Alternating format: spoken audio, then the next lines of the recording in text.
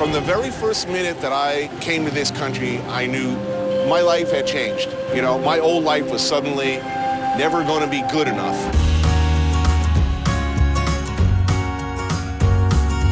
In December of 2008, Anthony Bourdain and his film crew came to Saigon, Vietnam to shoot for his Travel Channel show, No Reservations. Season 5, Episode 10, titled There's No Place Like Home, was his only time featuring Ho Chi Minh City. I know that every restaurant he went to in any city throughout this whole country inevitably becomes a tourist attraction in some way. Bourdain had a special connection to Vietnam, featuring cities from south to north and always praising the people, natural beauty, and especially the food. He has a very special love for Vietnamese food. We are so grateful to be featured by Anthony Bourdain. We are so thankful for his love to Vietnamese food and Vietnam in general. Today, we'll revisit all 4 of the restaurants he featured in that episode. He was there.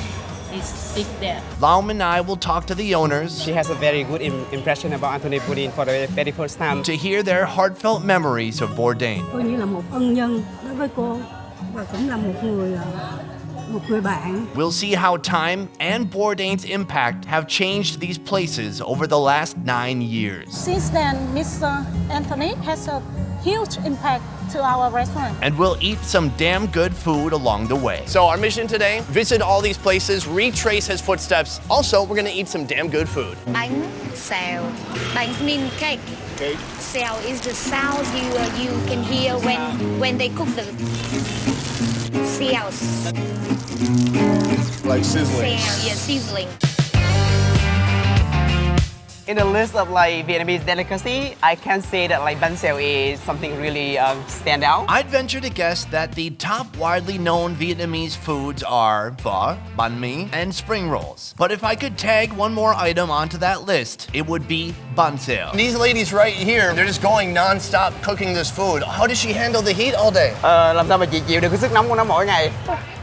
Yes, she said she gets used to it. You're a hero. Chị là anh hùng. Banh Xeo exists primarily in the central and southern regions. In central Vietnam, they're tiny, about the size of a hard-shell taco. But here in Saigon, they go all out, stuffing the rice flour shell with pork, shrimp, mung beans, and bean sprouts. In the end, it's nearly the size of my head, which is pretty dang big. Everybody knows my most popular segment on this show, the Banh Xeo reveal. You saw the cooking shots already, you probably knew. But look at that. Joining this crispy beauty, the heaping mound of local herbs, and the mandatory fish sauce, with the inclusion of pickled carrot and radish. I love spicy taste. Me too. Oh, that's a lot. Yeah, dude. Are you sure it's gonna be super spicy? I do it for the fans. Wow. After Anthony Bourdain come here, lots of people ask me, Anthony Bourdain was here.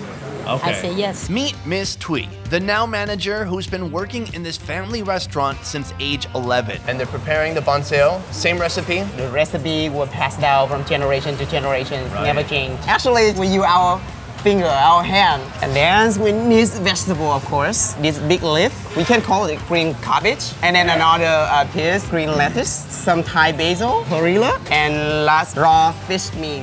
The taste is kind of crazy, right? Yeah, it tastes like raw fish. A little bit of shrimp, a little bit of pork. All right, and some bean sprouts. Then roll it up. It looks really perfect. Look at your roll. I usually have a roll stunt double, a second crew that comes in and they'll get better close-up shots. After this was on TV, did you have more customers coming here? Yes, I love it. After finished meal, and they told me Anthony Bourdain was here. That's the reason they come. Operating since 1945, this restaurant was already dishing out fresh, high-quality goods to hungry patrons long before Anthony pulled up a stool here. But a little bit of airtime on the Travel Channel certainly didn't hurt their popularity. Today still, travelers can be seen eating alongside locals, and there's good reason for that. I love the texture so much. It's really yummy. There's perfect balance here, you know? A lot of greens, herbs with the heavy Banh Xeo. A great texture combination. My favorite part is just crunching it. Sometimes I'll even go wild. I'll just get like little bits and then just crunch on that. It's so crunchy. Is it good? It's amazing to think a quick 1-hour shoot here nearly 10 years ago is still having a clear impact on the restaurant today. And with food this good, they'll have many more years to come. Come to Saigon. It's all about Mom Gao. So I don't know what it's going to be like without her, but to not come would be unthinkable.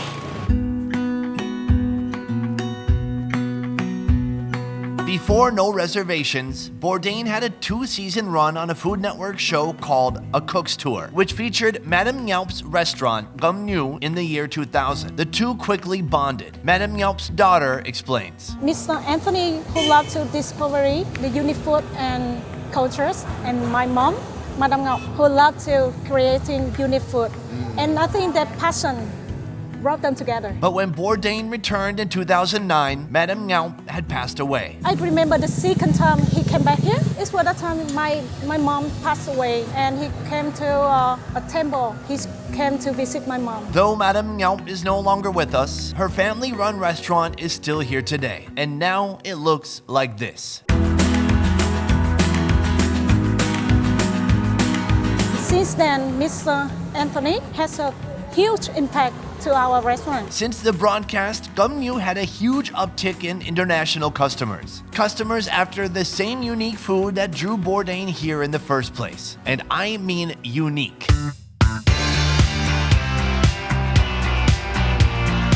Gum Nhu is famous for their clay pot rice. See all these clay pots? There's a reason they need so many. We are in the kitchen. We're starting with the rice. Yes, every single pot like that, we have a little bowl of rice like that. How many pots did you order for us? Because I can eat maybe 2 pots at most. The fluffy white rice cooks for 50 minutes. For the smashed rice, it takes entirely 1.5 hours. We have to break it to get a whole rice out, right? The whole thing out. Crunchified smashed rice takes an additional 40 minutes. The only remaining problem is getting it out of the clay pot. They actually break the pot. Yes, they will.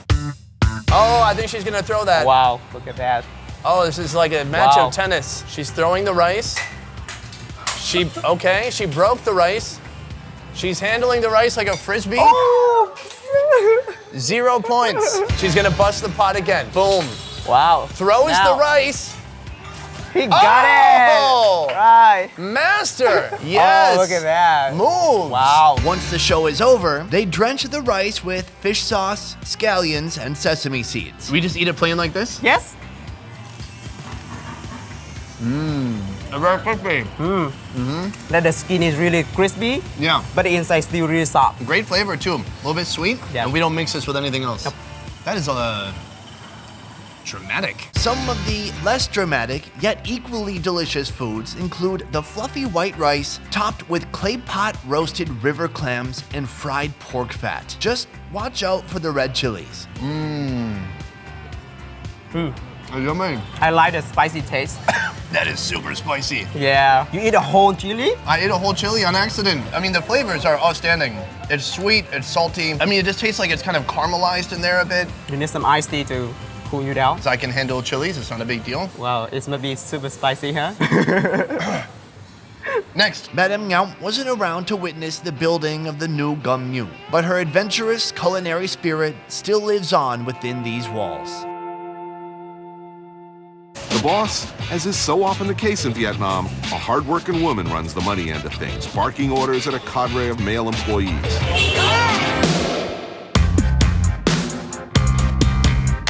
Soy had only been opened 1 year before Anthony paid a visit. Located on a street known for its hole-in-the-wall eateries, serving the perfect beer food and plenty of beer to go with it. I think this is enough for me, but how much do you guys need? This is some of the best drinking food in the world. Little flavor-packed, protein-filled morsels, done up in any way you can imagine. I definitely want to get the pinchers over here. Yes. But what else do you think we should get? Oh, and this one as well. This is basically not sea snail, but like rest water snail, but it's really good. Yes. Perfect. While our snails are boiling in sweet coconut milk, chili salt seasoned crab pinchers and other delights are underway, the owner reflects on Anthony's visit here nearly 10 years ago. What do you remember from that day? Anh đó tới cũng rất là giản dị. She said that she's still really honored to have him to visit the place. He's appeared to be a very simple, very humble person as well. Back to the time, this is a very popular spot. That's the reason why it attracts a lot of customers right here. She assumed that because seeing a lot of people, so Anthony became curious and he stopped by. Like most places featured on No Reservations, more and more customers and even other television productions flocked here to get a taste of what Vietnamese Vietnamese street food is all about. We've got this delicious seafood. I mean, especially right here in the coconut milk. It's interesting. You can see like the other end of the snail, right? They cut it off, right? Right. So it's allow you to suck it from the other end, right? So the whole thing, and then from the other end. Oh, come on, man. It's a lot of pressure. You got it? Yeah. You did it. I got Okay. it. Sucking snails. And people actually, you wash off the shell with your mouth. Yes. Like a little dishwasher before you actually get the meat. That's part of the fun. And I like these because it's just plump and full of meat. And then we're gonna put it in fish sauce, right? This one, right? A lot of meat. Very chewy, sweet. And you can get some like soup from here as well. Guys, look at my little cup. It's made out of an animal. Have a sip. Taste the lemongrass. Yeah, like a lemongrass broth. Cheers! We gotta cheers between every bite. All right. Up next, the most iconic foodie collaboration in Saigon. This woman, Madame Tan, goes to market. She comes back here, to this corner. Then it begins. She's known as the lunch lady. She's a legend. Most street food vendors, I'm talking over 90%, get really good at making one thing and serving that one thing over and over, whether it's pancake, pho, or papaya salad. The lunch lady is really good at making 7 things, one for each day of the week. What is on the menu today? Hôm nay là mình có bánh canh cua. Mỗi món thì có một cái hương vị riêng và mỗi cái đặc biệt riêng. Như cái bánh canh cua này á, nó sẽ hòa quyện, nó cái cọng bánh canh thì nó sẽ dai dai.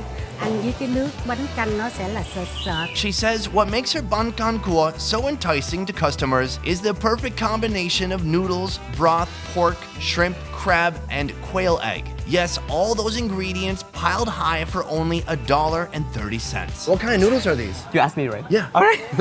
These are Thai rice noodles. This is a little bit of tapioca and rice flours mixed together. So right now, she's making a bunch of these. The broth is almost gone. When this broth is gone, is she done? Yes. Oh, all right, we gotta hurry up. Did he just order 2? No, he's working for the place. Thank goodness. It's a lot of pressure here, guys. You gotta get here early for lunch. After the fat tapioca noodles are blanched, they're topped with pork sausage, pork belly, fresh herbs, fried onion, crab, even more protein, and some seasoning. It's now ready to be doused with her own thick, vibrant, crabby porky broth, made even more viscous with tapioca starch. Have you been here before? Yes. And you remember the food. Have you had this one here? So I tried all types of noodles she had. Anytime they make these dishes, it looks like kind of a little work of art. It looks so beautiful. And then, like, I'm destroying it, I'm ruining it. There's so much meat and stuff in here. I really can't believe it. He came here 9 years ago. What was the difference from before he was here to after the TV show appearance? Thì trước đó thì cô bán thì tương đối khách thì cũng có cái lượng khách rồi. She said like it was actually quite popular before Anthony Bourdain visit, but of course after his visit, she get more and more customers, especially international guests. Were you surprised by the reaction?